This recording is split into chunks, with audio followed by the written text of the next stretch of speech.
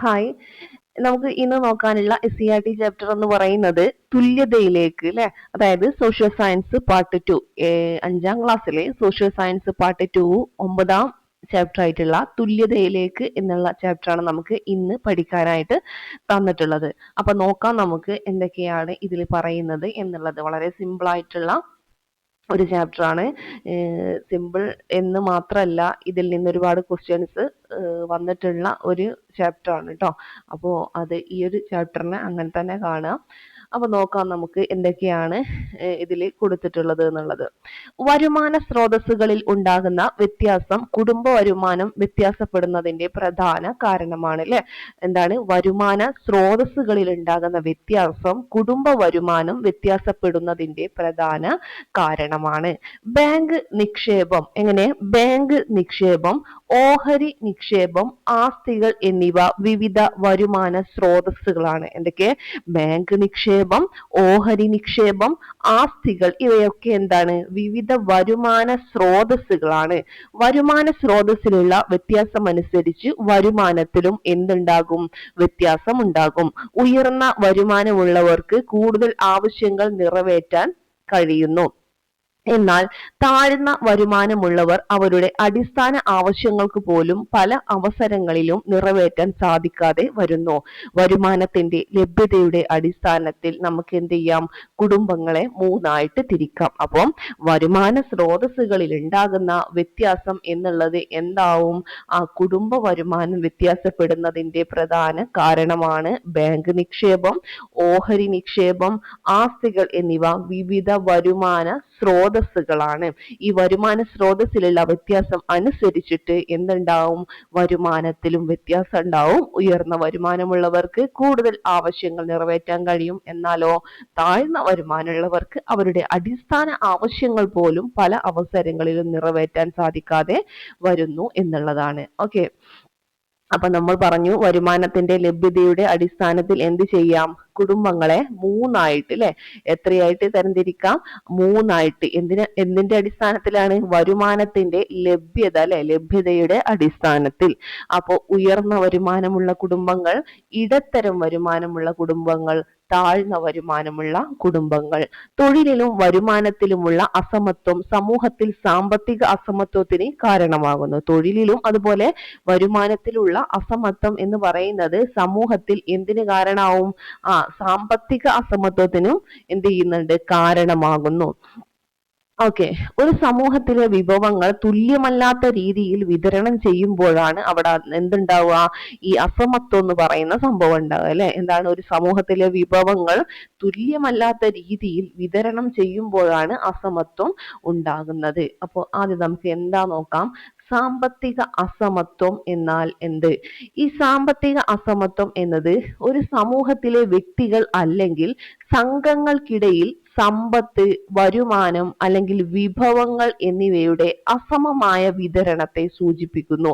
ഇത് പലപ്പോഴും അവസരങ്ങൾ, വിദ്യാഭ്യാസം, തൊഴില്, ആരോഗ്യ സംരക്ഷണം, രാഷ്ട്രീയ അധികാരം എന്നിവയിലേക്കുള്ള പ്രാപ്യതയിലെ അസമത്വത്തിലേക്ക് നയിക്കുന്നു. അപ്പോൾ സാമ്പത്തിക അസമത്വം എന്നാൽ ഒരു സമൂഹത്തിലെ വ്യക്തികൾ അല്ലെങ്കിൽ സംഘങ്ങൾക്കിടയിൽ സമ്പത്ത്, വരുമാനം അല്ലെങ്കിൽ വിഭവങ്ങൾ എന്നിവയുടെ അസമമായ വിതരണത്തെ എന്ത് ചെയ്യുന്നു? സൂചിപ്പിക്കുന്നു. ഇത് പലപ്പോഴും അവസരങ്ങള്, വിദ്യാഭ്യാസം, തൊഴില്, ആരോഗ്യ സംരക്ഷണം, രാഷ്ട്രീയ അധികാരം എന്നിവയിലേക്കുള്ള പ്രാപ്യതയിലെ അസമത്വത്തിലേക്ക് നയിക്കുന്നു. വിഭവങ്ങളുടെയും അവസരങ്ങളുടെയും കൂടുതൽ തുല്യമായ വിതരണം ലക്ഷ്യമിട്ടുള്ള വിവിധ നയങ്ങളിലൂടെയും സംരംഭങ്ങളിലൂടെയും സാമ്പത്തിക അസമത്വം പരിഹരിക്കാൻ സർക്കാർ ശ്രമിക്കുന്നു. എങ്ങനെ? വിഭവങ്ങളുടെയും അവസരങ്ങളുടെയും കൂടുതൽ തുല്യമായ വിതരണം ലക്ഷ്യമിട്ടിട്ടുള്ള വിവിധ നയങ്ങൾ, സംരംഭങ്ങൾ, ഇതൊക്കെ സാമ്പത്തിക അസമത്വം പരിഹരിക്കാൻ സർക്കാർ ശ്രമിക്കുന്നു എന്നാണ് പറയുന്നത്. ഇനി നമുക്ക് ഇനിയുള്ളതൊക്കെ നമുക്ക് എന്താണ്? PYQകളാണ് കേട്ടോ. മിശ്ര ഭോജനം ശ്രദ്ധിക്കുക. ജീവൻ നിലനിർത്തുന്നതിന് അനിവാര്യമായ ആഹാരം കഴിക്കുന്ന കാര്യത്തിൽ നിലനിന്നിരുന്ന വിവേചനം അവസാനിപ്പിക്കുന്നതിന് വേണ്ടിയുള്ള നിരവധി സമരങ്ങൾ 19ാം നൂറ്റാണ്ടിന്റെ ആരംഭം മുതൽ കേരളത്തിൽ നടക്കുന്നുണ്ടായിരുന്നു. എന്തിനു വേണ്ടിയിട്ട്? ജീവൻ നിലനിർത്തുന്നതിന് അനിവാര്യമായ ആഹാരം കഴിക്കുന്ന കാര്യത്തിൽ അതിൽ വരെ എന്താണ് നിലനിന്നിരുന്ന വിവേചനം അവസാനിപ്പിക്കാൻ വേണ്ടിയിട്ടുള്ള സമരങ്ങൾ. അപ്പോ അയ്യ വൈകുണ്ഠ സ്വാമികൾ സ്ഥാപിച്ച സമത്വ സമാജത്തിന്റെ നേതൃത്വത്തിൽ നടന്ന സമപന്തി ഭോജനം മുതൽ നിരവധി സമരങ്ങളാണ് ഇത്തരത്തിൽ നടന്നിട്ടുള്ളത്. അപ്പം അയ്യ വൈകുണ്ഠ സ്വാമികളുടേതാണ് ഏതെന്ന് പറയുന്നത്? സമത്വ സമാജം. ഓക്കെ, അതുപോലെ എന്താണ് ഈ സമത്വ സമാജത്തിന്റെ നേതൃത്വത്തിൽ നടന്ന സമപന്തി ഭോജനം, ഈ നിരവധി സമരങ്ങളാണ് ഇത്തരത്തിൽ നടന്നിട്ടുള്ളത്. ഇതിൽ ഏറ്റവും ശ്രദ്ധേയമായ ഒന്നാണ് 1917 മെയ് 29 എറണാകുളം ജില്ലയിലെ ചേറായിൽ സഹോദരൻ പത്രത്തിന്റെ പത്രാധിപരായ കെ അയ്യപ്പൻ സംഘടിപ്പിച്ച മിശ്രഭോജനം. ഓക്കെ, അപ്പൊ വർഷവും ഡേറ്റ് ഒക്കെ ഒന്ന് ഓർത്തു വച്ചേക്കുക. 1917 മെയ് 29 എറണാകുളം ജില്ലയിലെ ചേറായിൽ സഹോദരൻ പത്രത്തിന്റെ ഒരുപാട് ക്വസ്റ്റ്യൻസ് ഉള്ള ഒരൊറ്റ സെന്റൻസ് ആണിത് കേട്ടോ. വർഷം എന്നാണ് 1917 മെയ് 29 ഏത് ജില്ല? എറണാകുളം ജില്ലയിലെ എവിടെ? ചേറായിൽ സഹോദരൻ പത്രത്തിന്റെ പത്രാധിപരായിട്ടുള്ള കെ അയ്യപ്പൻ. അപ്പൊ കെ അയ്യപ്പനാണ് ഏത് പത്രത്തിന്റെ പത്രാധിപര്? സഹോദരൻ. ഓക്കെ, സംഘടിപ്പിച്ച മിശ്രഭോജനം. അപ്പൊ ഏതാണ് മിശ്രഭോജനം? ആരുമായി ആരുമായിട്ട് ബന്ധപ്പെട്ടിരിക്കുന്നു? സഹോദരൻ കെ അയ്യപ്പനുമായിട്ട് ബന്ധപ്പെട്ടതാണ് കേട്ടോ. ഇതാണ് സഹോദരൻ അയ്യപ്പന്, ഇത് വൈകുണ്ഠ സ്വാമികൾ കേട്ടോ. ഓക്കെ, അപ്പോൾ ഇത് കാരണം അദ്ദേഹത്തിന് കൊടിയ മർദ്ദനവും ഭീഷണിയും നേരിടേണ്ടി വന്നു. വിവേചനത്തിനെതിരായ സമരത്തിലെ ഒരു നിർണായക സംഭവമായിരുന്നു ഇതെന്ന് പറയുന്നത്. അപ്പോൾ മനസ്സിലായല്ലോ ഇത്രയും കാര്യങ്ങള്. ഇപ്പോ നമ്മൾ വൈകുണ്ഠ സ്വാമികളുടെ എന്ത് പറഞ്ഞു? സമത്വ സമാജം പറഞ്ഞു, അതുപോലെ സമപന്തി ഭോജനം പറഞ്ഞു, പിന്നെ എറണാകുളം ജില്ലയിലെ ചേറായിൽ 1917 മെയ് 29 സഹോദരൻ അയ്യപ്പൻ അല്ലെ, സഹോദരൻ പത്രത്തിന്റെ പത്രാധിപരായിട്ടുള്ള സഹോദരൻ അയ്യപ്പൻ സംഘടിപ്പിച്ച മിശ്രഭോജനം പറഞ്ഞു. ഇതൊക്കെ കാരണം ആർക്ക്? സഹോദരൻ അയ്യപ്പൻ എന്തായിരുന്നു? കൊടിയ മർദ്ദനവും ഭീഷണിയൊക്കെ നേരിടേണ്ടി വന്നിരുന്നു. വിവേചനത്തിനെതിരായ സമരത്തിലെ ഒരു നിർണായക സംഭവമായിരുന്നു ഇത് എന്ന് പറയുന്നത്. ഇനി വളരെ ഇമ്പോർട്ടന്റ് ആയിട്ടുള്ള മറ്റൊരു സമരമാണ് മേൽമുണ്ട് സമരം. വസ്ത്രധാരണ അവകാശത്തിന് വേണ്ടി അല്ലെ, വസ്ത്രധാരണ അവകാശത്തിന് വേണ്ടി തെക്കൻ തിരുവിതാംകൂറിലെ സ്ത്രീകൾ, ഇതൊക്കെ ഇങ്ങനെ ശ്രദ്ധിച്ച് എന്താ പറയാ ശ്രദ്ധിച്ച് മനസ്സിലാക്കുക എവിടെയാതെന്നുള്ളത്. തെക്കൻ തിരുവിതാംകൂറിലെ സ്ത്രീകൾ 19-ാം നൂറ്റാണ്ടിന്റെ ആദ്യം മുതൽ നടത്തി വന്ന സമരമാണ് മേൽമുണ്ട് സമരം. എവിടുത്തെ സ്ത്രീകളാണ്? തെക്കൻ തിരുവിതാംകൂറിലെ സ്ത്രീകൾ 19-ാം നൂറ്റാണ്ടിന്റെ ആദ്യം മുതൽ നടത്തി വന്ന സമരമാണ് മേൽമുണ്ട് സമരം. എന്തിനു വേണ്ടിയിട്ട്? വസ്ത്രധാരണ അവകാശത്തിന് വേണ്ടിയിട്ട്. ദീർഘകാലത്തെ സമരത്തിന് ശേഷം ജാതി മത വ്യത്യാസമില്ലാതെ എല്ലാവർക്കും ഇഷ്ടപ്പെട്ട വസ്ത്രം ധരിക്കാനുള്ള അവകാശം നൽകിക്കൊണ്ട് ശ്രദ്ധിക്കുക, തിരുവിതാംകൂർ സർക്കാർ വിളംബരം പ്രസിദ്ധപ്പെടുത്തി. എങ്കിലും ജാത്യാചാരത്തിന്റെ പേരിൽ പിന്നീടും ഇഷ്ടപ്പെട്ട വസ്ത്രം ധരിക്കാൻ പലർക്കും എന്ത് ചെയ്തിരുന്നില്ല? കഴിഞ്ഞിരുന്നില്ല. ഓക്കെ, ഇതാണ് മേൽമുണ്ട് സമരം. മേൽമുണ്ട് സമരം കുറച്ചും കൂടെ നമുക്ക് ഡീറ്റെയിൽ ആയിട്ട് പഠിക്കാനൊക്കെ ഉണ്ട് ഇതില്, അതായത് 5ാം ക്ലാസ്സിലെ ചാപ്റ്റർ അല്ലേ. അപ്പൊ എത്രയേ ഉള്ളൂ കേട്ടോ. ഇനി അയ്യങ്കാളി പഞ്ചമി സ്മാരക വിദ്യാലയം ആരുടേതാണ്? അയ്യങ്കാളി പഞ്ചമി സ്മാരക വിദ്യാലയം എന്താ പറയുന്നത് നോക്കാം. ജാതി മത വ്യത്യാസമില്ലാതെ എല്ലാ വിഭാഗം വിദ്യാർത്ഥികൾക്കും 4ാം ക്ലാസ് വരെയുള്ള വിദ്യാഭ്യാസം തിരുവിതാംകൂർ സർക്കാർ സൗജന്യമായി നൽകിയിരുന്നു. വളരെ സങ്കടകരമായിട്ടുള്ള ഒരു സംഭവമാണത്. ഈ അയ്യങ്കാളി പഞ്ചമി സ്മാരക വിദ്യാലയം എന്ന് പറയുന്നത് എന്തായിരുന്നു? ജാതി മത വ്യത്യാസമില്ലാതെ എല്ലാ വിഭാഗം വിദ്യാർത്ഥികൾക്കും 4ാം ക്ലാസ് വരെയുള്ള വിദ്യാഭ്യാസം ആര് നൽകിയിരുന്നു സൗജന്യമായിട്ട്? തിരുവിതാംകൂർ സർക്കാർ. എന്നിട്ടും മേൽജാതിക്കാർ എന്ന് കരുതപ്പെട്ടിരുന്ന വിഭാഗത്തിലെ സ്കൂൾ അധികൃതർ കീഴ്ജാതിക്കാർ എന്ന് കരുതപ്പെട്ടിരുന്ന വിഭാഗത്തിലെ കുട്ടികൾക്ക് എന്ത് ചെയ്തിരുന്നില്ല? പ്രവേശനം നൽകിയിരുന്നില്ല. ഇതിൽ പ്രതിഷേധിച്ചാണ് സർക്കാർ ഉത്തരവ് നടപ്പിലാക്കണമെന്ന് ആവശ്യപ്പെട്ടുകൊണ്ട് പഞ്ചമി എന്ന പേരുള്ള, എന്താണ് പേര്? കുട്ടിയുടെ പേര് പഞ്ചമി എന്ന പേരുള്ള ദളിത് ബാലികയുടെ കൈപിടിച്ച് ഊരൂട്ടമ്പലം സ്കൂളിൽ ചെന്ന് പ്രവേശനം നൽകാൻ അയ്യങ്കാളി ആവശ്യപ്പെട്ടത്. പഞ്ചമിക്ക് പ്രവേശനം നൽകാൻ അധികാരികൾ നിർബന്ധിതരായെങ്കിലും അന്നു രാത്രി തന്നെ മേൽജാതിക്കാർ സ്കൂളിന് തീയിട്ടു. കത്തിക്കരിഞ്ഞ ബെഞ്ചിന്റെയും മറ്റുപകരണങ്ങളുടെയും അവശേഷിപ്പുകൾ സ്കൂൾ മ്യൂസിയത്തിൽ സ്കൂളിൽ സൂക്ഷിച്ചിട്ടുണ്ട്. ആ സ്കൂളിനാണ് അയ്യങ്കാളി പഞ്ചമി സ്മാരക സ്കൂൾ എന്ന് പേരിട്ടിരിക്കുന്നത്. ഓക്കെ, അത്രയും എന്താണ് താഴ്ന്ന ജാതിക്കാരെ കീഴ്ജാതിക്കാരെ ആ ഒരു രീതിയിലായിരുന്നു ആ ഒരു സമയത്ത് കണ്ടിരുന്നത്. അത്രയും എന്താണ് അസമത്വം നിലനിന്നിരുന്നൊരു സമയമായിരുന്നു എന്നുള്ളതാണ് ഇത്. ഇനി സാമൂഹിക അസമത്വം. അപ്പോ സാമൂഹിക അസമത്വം എന്നത്, നമ്മൾ സാമ്പത്തിക അസമത്വം പറഞ്ഞു, ഇനി സാമൂഹിക അസമത്വം എന്നത് ഒരു സമൂഹത്തിനുള്ളിലെ വിഭവങ്ങൾ, അവസരങ്ങൾ, പദവികൾ, എന്തൊക്കെ ഒരു സമൂഹം, ആ സമൂഹം എടുത്താൽ ആ സമൂഹത്തിനുള്ളിലെ വിഭവങ്ങൾ, അവസരങ്ങൾ, പദവികൾ എന്നിവയുടെ അസമമായ വിതരണത്തെ സൂചിപ്പിക്കുന്നതാണ് സാമൂഹിക അസമത്വം. ഒരു സമൂഹം എടുത്താൽ അവിടുത്തെ വിഭവങ്ങൾ, അതുപോലെ അവസരങ്ങൾ, പദവികൾ എന്നിവയുടെ സമമല്ലാത്ത വിതരണത്തെ സൂചിപ്പിക്കുന്നു. വരുമാനത്തിലെ അസമത്വം, സമ്പത്തിലെ അസമത്വം, വിദ്യാഭ്യാസത്തിനും ആരോഗ്യ പരിപാലനത്തിനും അവസരമില്ലായ്മ, വംശം, ജാതി, ലിംഗപദവി എന്നിവയെ അടിസ്ഥാനമാക്കിയുള്ള വിവേചനം, രാഷ്ട്രീയ സാമൂഹിക സ്ഥാപനങ്ങളിലെ അസമമായ പ്രാതിനിധ്യം എന്നിങ്ങനെ വിവിധ രൂപങ്ങളിൽ സാമൂഹിക അസമത്വം പ്രകടമാകുന്നു. എങ്ങനെയൊക്കെ പ്രകടമാകുന്നു? വിദ്യാഭ്യാസത്തിനും ആരോഗ്യ പരിപാലനത്തിനും അവസരമില്ലായ്മ, വംശം, ജാതി, ലിംഗപദവി എന്നിവയെ അടിസ്ഥാനമാക്കിയുള്ള വിവേചനം, രാഷ്ട്രീയ സാമൂഹിക സ്ഥാപനങ്ങളിലെ അസമമായ പ്രാതിനിധ്യം എന്നിങ്ങനെ വിവിധ രൂപങ്ങളിൽ സാമൂഹിക അസമത്വം പ്രകടമാകുന്നു. സാമൂഹിക അസമത്വത്തെ ഉന്മൂലനം ചെയ്യുന്നതിനായി സമൂഹത്തിലെ എല്ലാ അംഗങ്ങൾക്കും എന്താണ് എല്ലാ അംഗങ്ങൾക്കും തുല്യത, നീതി, തുല്യ അവസരങ്ങൾ എന്നിവ ലക്ഷ്യമിട്ടിട്ടുള്ള നയങ്ങൾ സർക്കാർ രൂപീകരിക്കുന്നു. ഓക്കെ, ഇനി സാമൂഹിക അസമത്വത്തിനുള്ള കാരണങ്ങൾ നോക്കാം നമുക്ക്. ഒന്ന്, സാമ്പത്തിക അസമത്വം, അതുപോലെ വിദ്യാഭ്യാസ അസമത്വം. സാമൂഹിക അസമത്വം, അപ്പോ സാമൂഹിക അസമത്വത്തിനുള്ള കാരണങ്ങൾ നമുക്ക് നോക്കാം. സാമ്പത്തിക അസമത്വം, അതുപോലെ വിദ്യാഭ്യാസ അസമത്വം. ഈ സാമ്പത്തിക അസമത്വം എന്ന് പറഞ്ഞാല് അതിനെ സ്വാധീനിക്കുന്ന ഘടകങ്ങൾ എന്തൊക്കെയാണ്? വരുമാനത്തിലെ വ്യത്യാസം, അല്ലെ, അത് സ്വാധീനിക്കും. അതുപോലെ തൊഴിലില്ലായ്മ, വരുമാനത്തിലെ വ്യത്യാസം സ്വാധീനിക്കും. പിന്നെ തൊഴിലില്ലായ്മ, വിഭവങ്ങളുടെ ലഭ്യതക്കുറവ്, പിന്നെന്താണ് കൂലി അല്ലെങ്കിൽ ശമ്പളത്തിലെ വ്യത്യാസം. ഇതൊക്കെ സാമ്പത്തിക അസമത്വത്തെ സ്വാധീനിക്കുന്ന ഘടകങ്ങളാണ്. വിദ്യാഭ്യാസ അസമത്വം എന്ന് പറയുമ്പോൾ ഗുണനിലവാരമുള്ള വിദ്യാഭ്യാസത്തിന്റെ അഭാവം, പരിമിതമായ വിദ്യാഭ്യാസ അവസരങ്ങൾ, അതാണ് വിദ്യാഭ്യാസ അസമത്വം എന്ന് പറയുന്നത്. ഗുണനിലവാരമുള്ള വിദ്യാഭ്യാസത്തിന്റെ അഭാവം, പിന്നെന്താണ് പരിമിതമായ വിദ്യാഭ്യാസ അവസരങ്ങൾ. ഓക്കെ, മനസ്സിലായോ?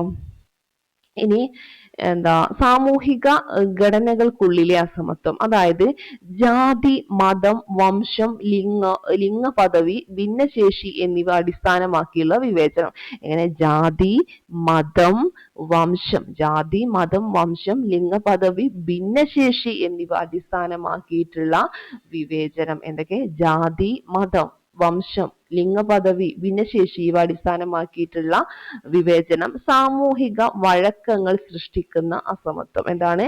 സാമൂഹിക വഴക്കങ്ങൾ സൃഷ്ടിക്കുന്ന അസമത്വം. ഇതൊക്കെ സാമൂഹിക ഘടനകൾക്കുള്ളിലെ അസമത്വമാണ്. സാമൂഹിക വഴക്കങ്ങൾ സൃഷ്ടിക്കുന്ന അസമത്വം. ഓക്കെ, ഇനി ഭൂമിശാസ്ത്രപരമായ അസമാനതകൾ എന്ന് പറയുന്നത് ഗ്രാമ നഗര വ്യത്യാസം, അല്ലെ, ഗ്രാമം നഗരം തമ്മിലുള്ള വ്യത്യാസം, വിഭവങ്ങളുടെ ലഭ്യതക്കുറവ് ഭൂമിശാസ്ത്രപരമായിട്ടുള്ള അസമാനതകളാണ്. ഓക്കെ, ഇനി ചരിത്രപരമായ ഘടകങ്ങൾ പറയുകയാണെങ്കിൽ കോളനിവൽക്കരണം, അടിമത്തം, അടിച്ചമർത്തലുകൾ. കോളനിവൽക്കരണം, അടിമത്തം, പിന്നെന്താണ് അടിച്ചമർത്തലുകൾ. കിട്ടിയോ? ഇനി എല്ലാ ജനവിഭാഗങ്ങളുടെയും അടിസ്ഥാന ആവശ്യങ്ങൾ നിറവേറ്റപ്പെടുമ്പോഴാണ് സാമൂഹിക പുരോഗതി സാധ്യമാകുക. എല്ലാ ജനവിഭാഗങ്ങളുടെയും അടിസ്ഥാന ആവശ്യങ്ങൾ എന്ത് ചെയ്യുമ്പോഴാണ്? നിറവേറ്റപ്പെടുമ്പോഴാണ് സാമൂഹിക പുരോഗതി സാധ്യമാകുന്നത്. അതിനുള്ള സൗകര്യങ്ങളും സാഹചര്യങ്ങളും സൃഷ്ടിക്കേണ്ടതുണ്ട്. സാമൂഹിക അസമത്വത്തെ അഭിസംബോധന ചെയ്യുന്നതിന് സമഗ്രമായ നയപരിഷ്കാരങ്ങൾ ആവശ്യമാണ്. ഇങ്ങനെ എല്ലാ ജനവിഭാഗങ്ങളുടെയും അടിസ്ഥാന ആവശ്യങ്ങൾ എന്ത് ചെയ്യുമ്പോഴാണ്? നിറവേറ്റപ്പെടുമ്പോഴാണ് എന്ത് സാധ്യമാകുന്നത്? സാമൂഹിക പുരോഗതി സാധ്യമാകുന്നത്. അതിനുള്ള സൗകര്യങ്ങളും സാഹചര്യങ്ങളും സൃഷ്ടിക്കേണ്ടതുണ്ട്. സാമൂഹിക അസമത്വത്തെ അഭിസംബോധന ചെയ്യുന്നതിന് സമഗ്രമായ നയപരിഷ്കാരങ്ങൾ ആവശ്യമാണ്. ഇതിനായി വിദ്യാഭ്യാസ സംരംഭങ്ങൾ, സാമൂഹിക നീതിക്കും തുല്യ അവകാശങ്ങൾക്കും വേണ്ടിയുള്ള പദ്ധതികൾ എന്നിവ സർക്കാർ ആവിഷ്കരിച്ച് നടപ്പിലാക്കി വരുന്നു. ഇതിനായിട്ട് വിദ്യാഭ്യാസ സംരംഭങ്ങൾ, അതുപോലെ സാമൂഹിക നീതിക്കും തുല്യ അവകാശങ്ങൾക്കും വേണ്ടിയുള്ള പദ്ധതികൾ, വിദ്യാഭ്യാസ സംരംഭങ്ങൾ, പിന്നെന്താണ്, സാമൂഹിക നീതിക്കും അതുപോലെ തുല്യ അവകാശങ്ങൾക്കും വേണ്ടിയുള്ള പദ്ധതികൾ എന്നിവ സർക്കാർ ആവിഷ്കരിച്ച് നടപ്പിലാക്കി വരുന്നു. മനസ്സിലായോ? ഇനി എന്താണ് സാമൂഹിക സാമ്പത്തിക അസമത്വം പരിഹരിക്കുന്നതിനുള്ള സർക്കാർ ഇടപെടലുകൾ എന്തൊക്കെയാ നോക്കാം. സാമൂഹിക സാമ്പത്തിക അസമത്വം പരിഹരിക്കാനായിട്ട് സർക്കാർ ഇടപെടലുകൾ എന്തൊക്കെയാന്ന് ചോദിച്ചാൽ, അസമത്വം നേരിടുന്ന ജനവിഭാഗങ്ങളുടെ ഉന്നമനത്തിന് വേണ്ടി സർക്കാർ വിവിധ പദ്ധതികൾ നടപ്പിലാക്കി വരുന്നു. അല്ലെ, അസമത്വം നേരിടുന്ന ജനവിഭാഗങ്ങളുടെ ഉന്നമനത്തിന് വേണ്ടിയിട്ട് സർക്കാർ എന്ത് ചെയ്യുന്നു? വിവിധ പദ്ധതികൾ നടപ്പിലാക്കി വരുന്നു. ഭക്ഷണം, പാർപ്പിടം, വിദ്യാഭ്യാസം, ആരോഗ്യ സുരക്ഷ, മറ്റ് അടിസ്ഥാന സൗകര്യങ്ങൾ എന്നിവ എല്ലാ വിഭാഗം ജനങ്ങൾക്കും ലഭ്യമാക്കാൻ വേണ്ടി കേന്ദ്ര സംസ്ഥാന സർക്കാരുകൾ വിവിധ പദ്ധതികൾ നടപ്പിലാക്കുന്നു. ഇനി എന്താണ്, നമുക്കറിയാം ക്ഷേമ പെൻഷനുകൾ അല്ലെ, എന്താണ് അതിൽ പറയുന്നത്? സാമൂഹിക സാമ്പത്തിക പിന്നാവസ്ഥ നേരിടുന്ന ജനവിഭാഗങ്ങൾക്കും ദുർബല വിഭാഗങ്ങൾക്കും സാമ്പത്തിക സഹായം നൽകുന്നതിന് ലക്ഷ്യമിട്ടിട്ടുള്ള സാമൂഹിക സുരക്ഷാ പദ്ധതികളാണ് ക്ഷേമ പെൻഷനുകൾ എന്ന് പറയുന്നത്. മുതിർന്ന പൗരർ, ഭിന്നശേഷിക്കാർ, ആർക്കൊക്കെ? മുതിർന്ന പൗരന്മാര് അല്ലെ, അതുപോലെ ഭിന്നശേഷിക്കാര്, വിധവകൾ, 50 വയസ്സിന് മുകളിലുള്ള അവിവാഹിതരായ സ്ത്രീകൾ, കർഷക തൊഴിലാളികൾ മുതലായവരാണ് ക്ഷേമ പെൻഷനുകളുടെ പ്രധാന ഗുണഭോക്താക്കൾ. പഠിച്ചു വെച്ചേക്കുക, ഇമ്പോർട്ടന്റ് ആണ്. മുതിർന്ന പൗരര്, ഭിന്നശേഷിക്കാര്, വിധവകള്, 50 വയസ്സിന്, എത്ര വയസ്സിന്? 50 വയസ്സിന് മുകളിലുള്ള അവിവാഹിതരായ സ്ത്രീകള്, കർഷക തൊഴിലാളികൾ തുടങ്ങിയവരാണ് എന്തെന്ന് പറയുന്നത്? ക്ഷേമ പെൻഷനുകളുടെ പ്രധാന ഗുണഭോക്താക്കൾ എന്ന് പറയുന്നത്. സർക്കാർ നടപ്പിലാക്കുന്ന വിവിധ ക്ഷേമ പെൻഷനുകൾ ഏതൊക്കെയാണെന്ന് ചോദിച്ചാൽ, കർഷക തൊഴിലാളി പെൻഷൻ ഉണ്ട്, അതുപോലെ വാർദ്ധക്യകാല അല്ലെ, വാർദ്ധക്യകാല പെൻഷൻ ഉണ്ട്, അതുപോലെ അത്രയും കാര്യങ്ങളാണ് ഇതിൽ പറയുന്നത് കേട്ടോ. ഓക്കെ, കർഷക തൊഴിലാളി പെൻഷൻ, വാർദ്ധക്യകാല പെൻഷനൊക്കെ എന്താണ്? സർക്കാർ നടപ്പിലാക്കുന്ന വിവിധ ക്ഷേമ പെൻഷനുകൾക്ക് ഉദാഹരണമാണ്. ഓക്കെ, ഇനി സ്കോളർഷിപ്പുകൾ ഉണ്ട് അല്ലെ. വിദ്യാഭ്യാസത്തിന്റെ ആവശ്യം എന്ന് പറയുമ്പോൾ അല്ലെ, വിദ്യാഭ്യാസ ആവശ്യത്തിന് വിദ്യാർത്ഥികൾക്ക് നിരവധി സ്കോളർഷിപ്പുകൾ ഏർപ്പെടുത്തിയിട്ടുണ്ട്. അതുപോലെ എന്താണ്, അവശ്യ സാധനങ്ങൾ വിലക്കുറവിൽ ലഭ്യമാക്കുന്ന സംവിധാനങ്ങളാണ് എന്തെന്ന് പറയുന്നത്? ഇത് കണ്ടോ, പൊതുവിതരണ കേന്ദ്രം, അതുപോലെ മാവേലി സ്റ്റോർ, നീതി സ്റ്റോർ അല്ലെ, നീതി സ്റ്റോർ അറിയാലോ, അതുപോലെ മാവേലി സ്റ്റോർ, പൊതുവിതരണ കേന്ദ്രം. ഇതെന്താണ്? അവശ്യ സാധനങ്ങൾ അല്ലെ, അത്യാവശ്യം വേണ്ട സാധനങ്ങൾ വിലക്കുറവിൽ ലഭ്യമാക്കുന്ന സംവിധാനങ്ങളാണ് പൊതുവിതരണ കേന്ദ്രവും മാവേലി സ്റ്റോറും നീതി സ്റ്റോർ തുടങ്ങിയവ. സർക്കാർ നൽകുന്ന സബ്സിഡിയോടെ ഈ കേന്ദ്രങ്ങളിൽ നിന്ന് വിലക്കുറവിൽ നമുക്ക് എന്ത് ചെയ്യുന്നു? സാധനങ്ങൾ ലഭിക്കുന്നു. ഓക്കെ, പിന്നെ അപ്പൊ എന്താണ് സബ്സിഡി നോക്കാം നമുക്ക്. വ്യക്തികൾക്കോ സ്ഥാപനങ്ങൾക്കോ മാനദണ്ഡങ്ങൾക്കനുസരിച്ച്, എങ്ങനെ, ഒരു വ്യക്തി അല്ലെങ്കിൽ ഒരു സ്ഥാപനം അതിനെ മാനദണ്ഡങ്ങൾക്കനുസരിച്ച് സർക്കാർ നൽകുന്ന സാമ്പത്തിക ആനുകൂല്യമോ പിന്തുണയോ ആണ് സബ്സിഡി. സർക്കാർ നൽകുന്ന സാമ്പത്തിക ആനുകൂല്യം അല്ലെങ്കിൽ പിന്തുണയോ ആണ് എന്തെന്ന് പറയുന്നത്? സബ്സിഡി. നേരിട്ടോ അല്ലാതെയോ സബ്സിഡി നൽകാം. പണമായി നൽകുന്ന പിന്തുണ നേരിട്ടുള്ള സബ്സിഡിയെ സൂചിപ്പിക്കുന്നു. പണമായി നൽകുന്ന പിന്തുണയാണെങ്കിൽ അതെന്താണ്? നേരിട്ടുള്ള സബ്സിഡിയെ സൂചിപ്പിക്കുന്നു. നികുതി നിരക്ക് കുറക്കുക, വായ്പകൾക്ക് കുറഞ്ഞ പലിശ ഈടാക്കുക, ഇവ ഏതിൽ വരുന്നു? പരോക്ഷ സബ്സിഡിയിൽ പെടുന്നു. അപ്പോ പ്രത്യക്ഷ സബ്സിഡി ഉണ്ട്, അതുപോലെ പരോക്ഷ സബ്സിഡി ഉണ്ട്. അതില് പണമായി നൽകുന്ന പിന്തുണ നേരിട്ടുള്ള എന്താണ്, നേരിട്ടോ അല്ലാതെയോ സബ്സിഡി നൽകാം. പണമായി നൽകുന്ന പിന്തുണ എന്താണ്? നേരിട്ടുള്ള സബ്സിഡിയെ സൂചിപ്പിക്കുന്നതാണ്.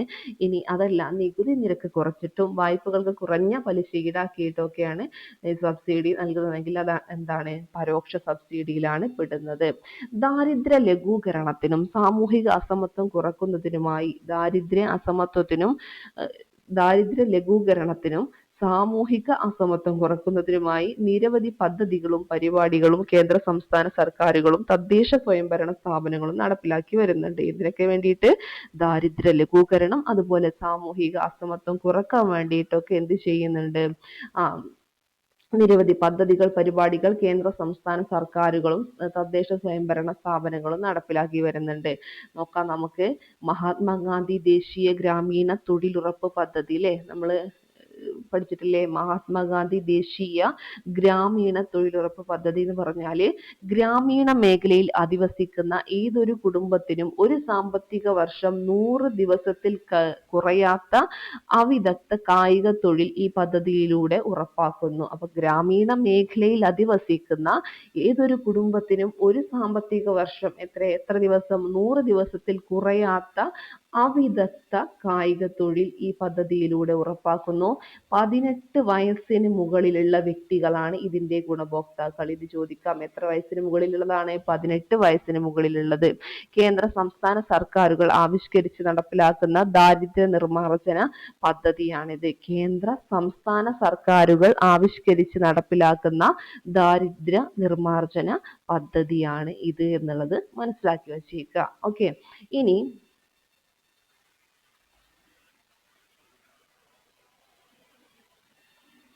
അടുത്തതാണ് ലൈഫ് മിഷൻ എന്ന് പറയുന്നത്. എന്താണ് ലൈഫ് മിഷൻ എന്ന് പറഞ്ഞാല്?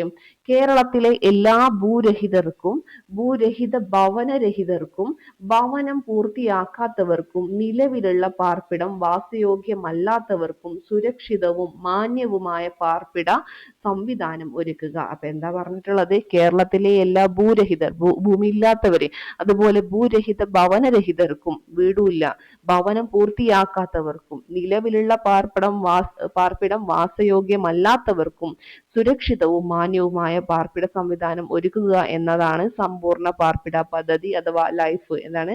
സമ്പൂർണ്ണ പാർപ്പിട പദ്ധതി അല്ലെങ്കിൽ ലൈഫിന്റെ ലക്ഷ്യം. കേരള സർക്കാരുകൾ ആവിഷ്കരിച്ച് നടപ്പിലാക്കുന്ന പദ്ധതിയാണ് അല്ലെ. കേരളം അല്ലെ, സംസ്ഥാന സർക്കാരുകൾ ആവിഷ്കരിച്ച് നടപ്പിലാക്കുന്ന പദ്ധതിയാണ്. അപ്പൊ എന്തെന്നും പറയുന്നത്? ലൈഫ് മിഷൻ എന്ന് പറയുന്നത്. ഓക്കെ, കിട്ടിയോ? ഇനി തീരമൈത്രി. തീരമൈത്രി എന്ന് പറയുമ്പോൾ തീരം എന്ന് പറയുമ്പോൾ നമുക്ക് കിട്ടും. മത്സ്യത്തൊഴിലാളി സമൂഹത്തിലെ കുടുംബങ്ങളിലെ വനിതകളെ സംരംഭകരാക്കി സമൂഹത്തിന്റെ മുഖ്യധാരയിൽ എത്തിക്കുന്നതിനായിട്ട്, മത്സ്യത്തൊഴിലാളി സമൂഹത്തിലെ കുടുംബങ്ങളിലെ വനിതകളെ സംരംഭകരാക്കിയിട്ട് സമൂഹത്തിന്റെ മുഖ്യധാരയിൽ എത്തിക്കുന്നതിനായി ചെറുകിട തൊഴിൽ സംരംഭങ്ങളുടെ വികസന പദ്ധതി കേരള സർക്കാർ നടപ്പിലാക്കി വരുന്നു. കേരളത്തിലുടനീളം നടപ്പിലാക്കുന്ന ഈ പദ്ധതിയിലൂടെ മത്സ്യത്തൊഴിലാളി വനിതകളുടെ സാമൂഹിക സാമ്പത്തിക ശാക്തീകരണം ഉറപ്പുവരുത്തുന്നതിന് സാധിക്കും എന്നുള്ളതാണ്. കേരളത്തിൽ ഉടനീളം നടപ്പിലാക്കുന്ന ഈ പദ്ധതിയിലൂടെ മത്സ്യത്തൊഴിലാളി വനിതകളുടെ സാമൂഹിക സാമ്പത്തിക ശാക്തീകരണം ഉറപ്പുവരുത്തുന്നതിന് സാധിക്കും. ഇതാണ് എന്തെന്ന് പറയുന്നത്? തീരമൈത്രി എന്ന് പറയുന്നത്. ഈ പദ്ധതികളൊക്കെ വളരെ ഇമ്പോർട്ടൻ്റ് ആണ് കേട്ടോ. കാരണം നമുക്ക് പദ്ധതികൾ നമുക്ക് പഠിക്കാനായിട്ടുണ്ട്. ടെക്സ്റ്റ് ബുക്കിൽ കൊടുത്തിട്ടുള്ള പദ്ധതികൾ തന്നെ നമുക്ക് ധാരാളമായിരിക്കും. അപ്പോൾ എന്താണ്? ടെക്സ്റ്റ് ബുക്കിലുള്ളതെങ്കിലും കൃത്യമായിട്ട് പഠിച്ചിട്ട് പോവുക. ഓക്കെ, ഇനി കൈവല്യ പദ്ധതി, അതായത് ഭിന്നശേഷിയുള്ള ഉദ്യോഗാർത്ഥികൾക്കായി കേരള സർക്കാർ നടപ്പിലാക്കുന്ന പുനരധിവാസ പദ്ധതിയാണിത്. ഭിന്നശേഷിയുള്ള ഉദ്യോഗാർത്ഥികൾക്കായിട്ട് കേരള സർക്കാർ നടപ്പിലാക്കുന്ന പുനരധിവാസ പദ്ധതിയാണിത്. അവസര തുല്യത, സാമൂഹിക ഉൾച്ചേർക്കൽ എന്നിവയാണ് ഈ പദ്ധതിയുടെ ലക്ഷ്യം. എന്തൊക്കെ? അവസര തുല്യത കൊടുക്കുക, അതുപോലെ സാമൂഹികമായിട്ട് ഉൾച്ചേർക്കൽ, അതൊക്കെയാണ് ഈ പദ്ധതിയുടെ ലക്ഷ്യം എന്ന് പറയുന്നത്. അപ്പൊ ഇതാണ് കൈവല്യ. ഇനി വിദ്യാവാഹിനി അല്ലെ. വാഹിനി എന്ന് പറയുമ്പോൾ എന്താ നമുക്ക് തോന്നുന്നത്? ഗോത്ര സമൂഹത്തിലെ വിദ്യാർത്ഥികൾക്ക്, ഏത് വിഭാഗത്തിലെ? ഗോത്ര സമൂഹത്തിലാണ് അല്ലെ, അവർക്ക് വിദ്യാർത്ഥികൾക്ക് സ്കൂളിൽ പോയി വരാൻ വാഹന സൗകര്യം ഒരുക്കുന്ന പദ്ധതിയാണ് വിദ്യാവാഹിനി എന്ന് പറയുന്നത്. കുട്ടികളുടെ യാത്രാ സൗകര്യം ഉറപ്പുവരുത്തി കൊഴിഞ്ഞുപോക്ക് തടയുക എന്ന ലക്ഷ്യത്തോടു കൂടിയാണ് ഈ പദ്ധതി നടപ്പിലാക്കുന്നത്. അതാണ് വിദ്യാവാഹിനി എന്ന് പറയുന്നത്. ഇനി ജനനി ജന്മരക്ഷ, ഗോത്ര വിഭാഗത്തിൽപ്പെട്ട ഗർഭിണികൾക്കും അമ്മമാർക്കും എന്താണ് പോഷകാഹാരം ലഭിക്കുന്നതിന് കേരള സർക്കാർ നടപ്പിലാക്കുന്ന പദ്ധതിയാണ് ജനനി ജന്മരക്ഷ. ഈ ജനനി ജന്മരക്ഷ എന്നുള്ളത് ഏത് വിഭാഗത്തിൽപ്പെട്ട ഗർഭിണികൾക്കും അമ്മമാർക്കാണ്? ഗോത്ര വിഭാഗത്തിൽപ്പെട്ട ഗർഭിണികൾക്കും അമ്മമാർക്കും പോഷകാഹാരം ലഭിക്കുന്നതിന് കേരള സർക്കാർ നടപ്പിലാക്കുന്ന പദ്ധതിയാണ് ജനനി ജന്മരക്ഷ എന്ന് പറയുന്നത്. ഇനി പ്രതിഭാ തീരം. പ്രതിഭാ തീരം എന്ന് പറഞ്ഞാൽ തീരദേശ മേഖലയിലെ, തീരം പറയുമ്പോൾ തീരദേശം കിട്ടി, തീരദേശ മേഖലയിലെ കുട്ടികളുടെ വിദ്യാഭ്യാസ പുരോഗതിക്കായി കേരള സർക്കാർ നടപ്പിലാക്കുന്ന പദ്ധതിയാണ് എന്തെന്ന് പറയുന്നത്? പ്രതിഭാ തീരം എന്ന് പറയുന്നത്. നേരത്തെ ഒരു തീരം നമ്മൾ പറഞ്ഞല്ലോ, അതെന്തായിരുന്നു? തീരമൈത്രിയിലെ, അത് മത്സ്യത്തൊഴിലാളി സമൂഹത്തിലെ കുടുംബങ്ങളിലെ വനിതകളെ സംരംഭകരാക്കിയിട്ട് സമൂഹത്തിന്റെ മുഖ്യധാരയിൽ എത്തിക്കാനുള്ള ചെറുകിട തൊഴിൽ സംരംഭങ്ങളുടെ വികസന പദ്ധതിയായിരുന്നു അല്ലെ. അപ്പൊ ഇപ്പൊ പറഞ്ഞത് എന്താണ്? പ്രതിഭാ തീരം തീരദേശ മേഖലയിലെ കുട്ടികളുടെ വിദ്യാഭ്യാസ പുരോഗതിക്കായിട്ട് കേരള സർക്കാർ നടപ്പിലാക്കുന്ന പദ്ധതിയാണ്. ഇനി ഗോത്ര ബന്ധു എടുത്താല് ഗോത്ര വിഭാഗത്തിൽപ്പെട്ട ഗോത്ര വിഭാഗത്തിൽപ്പെട്ട വിദ്യാർത്ഥികളുടെ ഭാഷാപ്രശ്നം പരിഹരിക്കുക, അതുപോലെ കൊഴിഞ്ഞുപോക്ക് തടയുക എന്നീ ലക്ഷ്യങ്ങൾ കൈവരിക്കുന്നതിന് ഗോത്രഭാഷയിലും മലയാളത്തിലും പരിജ്ഞാനമുള്ള യോഗ്യരായ ഗോത്ര വിഭാഗക്കാരെ പ്രൈമറി സ്കൂളിൽ അധ്യാപകരായിട്ട് നിയമിക്കുന്ന കേരള സർക്കാർ പദ്ധതിയാണ്. അപ്പൊ ഗോത്രബന്ധു എന്ന് പറയുന്നത് എന്താണ്? ഗോത്ര വിഭാഗത്തിൽപ്പെട്ട വിദ്യാർത്ഥികളുടെ ഭാഷാ പ്രശ്നം പരിഹരിക്കുക, കൊഴിഞ്ഞുപോക്ക് തടയുക എന്നീ ലക്ഷ്യങ്ങൾ കൈവരിക്കാൻ ഗോത്രഭാഷയിലും ഇതിലും, അതായത് ഗോത്രഭാഷയിലും എന്ത് വേണം? പരിജ്ഞാനം വേണം, മലയാളത്തിലും പരിജ്ഞാനം വേണം. അങ്ങനെ യോഗ്യരായ ഗോത്ര വിഭാഗക്കാരെ തന്നെ എന്ത് ചെയ്യാണ്? പ്രൈമറി സ്കൂളിൽ അധ്യാപകരായിട്ട് നിയമിക്കുന്ന കേരള സർക്കാർ പദ്ധതിയാണ് ഗോത്രബന്ധു എന്ന് പറയുന്നത്. ഇനി ഭൂമിശാസ്ത്രപരവും ചരിത്രപരവും വിദ്യാഭ്യാസപരവും സാമ്പത്തികവുമായ ഘടകങ്ങൾ സാമൂഹിക അസമത്വത്തിന് കാരണമാവുന്നു. നമുക്ക് മനസ്സിലായില്ലേ? ഭൂമിശാസ്ത്രപരവും ചരിത്രപരവും വിദ്യാഭ്യാസപരവും സാമ്പത്തികവുമായ ഘടകങ്ങൾ സാമൂഹിക അസമത്വത്തിന് കാരണമാകുന്നു. ഇത്തരം അസമത്വങ്ങൾ സാമൂഹിക പുരോഗതിക്ക് തടസ്സം സൃഷ്ടിക്കുന്നുണ്ട്. ഭരണഘടന പൗരർക്ക് ഉറപ്പു നൽകുന്ന തുല്യതയിലേക്ക് എല്ലാ മനുഷ്യരെയും എത്തിക്കുന്നതിനും സാമൂഹിക പുരോഗതി സാധ്യമാക്കുന്നതിനും കേന്ദ്ര സംസ്ഥാന സർക്കാരുകൾ വിവിധ പദ്ധതികൾ ആവിഷ്കരിച്ച് നടപ്പിലാക്കി വരുന്നു. നമുക്ക് മനസ്സിലായി.